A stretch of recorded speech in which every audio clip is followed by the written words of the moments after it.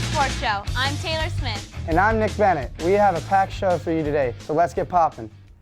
The women's volleyball team was in action this past week against Charlotte. The Lady Owls continued their dominance at home, beating the 49ers 3-0. FAU has not lost a set this month and are 7-0 at home this season. The team will hit the road this week to face conference opponents UAB and Middle Tennessee. The men's and women's golf teams are starting their seasons in full swing. Blue Wave's Junior Ballot sits down with Robert Payton and Christina Langer in our new segment called FAU Profiles.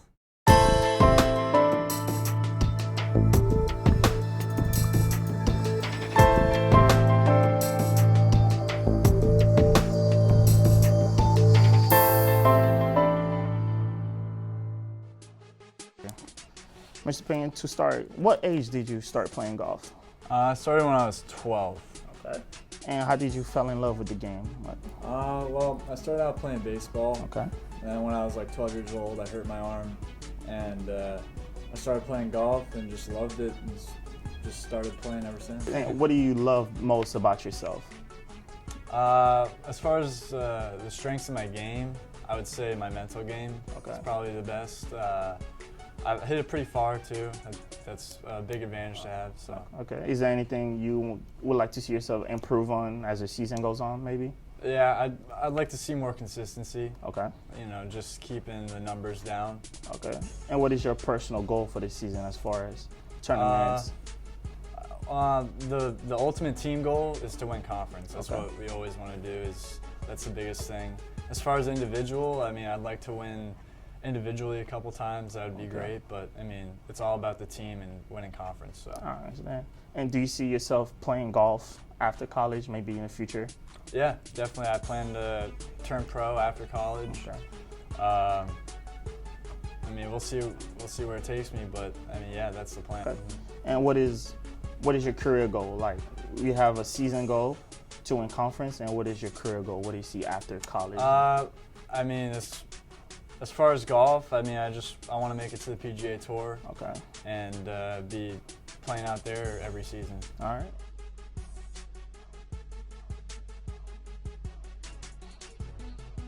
Oh, so what age did you start playing golf? Actually playing golf would be 15. I would play like once or twice a year before that, but when I started taking it seriously was at age 15. All right, and how did you fall in love with the game?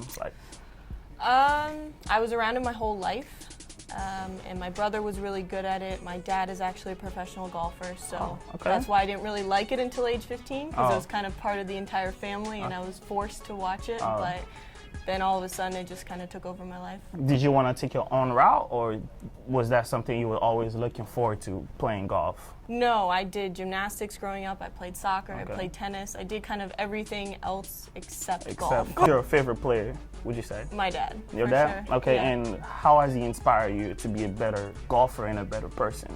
Well, growing up, he always managed his career along with his family very well. Okay. He was a full-time golf professional, but then he was a full-time dad when he was home. Okay. So that kind of inspired me that, you know, you can be in love with a sport, but you gotta know how to facilitate your time, and you have to make time for other things besides the game. And do you see yourself playing golf in the future after college, since you're already a senior?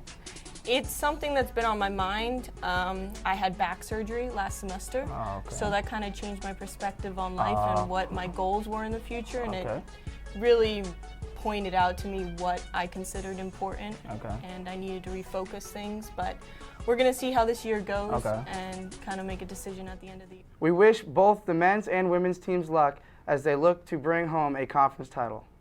The men's soccer team traveled to Columbia, South Carolina last week to take on the 17th ranked Gamecocks in conference play. South Carolina took a 2-0 lead on FAU in the first half, scoring their first goal in the second minute of the game. The Owls fought back hard, scoring a late goal off the foot of Ramon Whitaker, but it was not enough for the victory. FAU finds themselves in the 8-game losing streak and will look to gain their first win as they host FGCU, Charlotte, and Marshall this upcoming week. The women's soccer team hosted conference foes Louisiana Tech and Southern Miss. Blue Waves' Mike Gonzalez was on the pitch for the weekend series. Hey sports fans, this is Mike from the Blue Waves Sports Show, and we're here for the women's soccer weekend jamboree. First up is our Lady Owls versus Louisiana Tech. The Owls began with a strong offensive attack in the first half, leading to a header from Erica Burt to give the Owls an early 1-0 lead.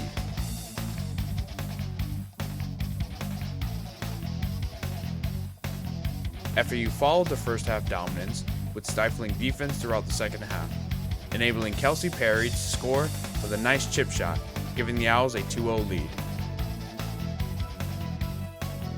After a strong dominating performance from our Lady Owls, they beat the Bulldogs 2-0.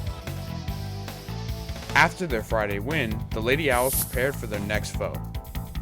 We're here at FAU Stadium as the Lady Owls take on Southern Miss. The Owls started strong both offensively and defensively. Due to an early skirmish, the Owls earned and scored a penalty kick from Claire Emsley, and followed up with an excellent header from Sammy Rowland to boost their lead to 2-0. Coach Baker had a lot to say about the Owls' second half performance. We created some good looks, we just never really tested the keeper, and so unfortunately when you don't test it, it's never really going to find the back of the net. So Gio's goal was huge to get us to 3, and just allowed us to do some things maybe late in the game that we didn't have to, because 2-0's a pretty tricky lead. You've got 2, but sometimes it's the most dangerous lead in our sport. Finishing the game 3-0, the Lady Owls complete the weekend sweep, bringing the record to 9-7. The Lady Owls will look to win their 4th straight as they head to Huntington, West Virginia to face Marshall this weekend. That's all for the Blue Wave Sports Show. Make sure to keep up with all the sports action by liking us on Facebook and following us on Twitter. Stay tuned, the panel is up next where we will look at FAU's home loss, the MLB playoffs, and more.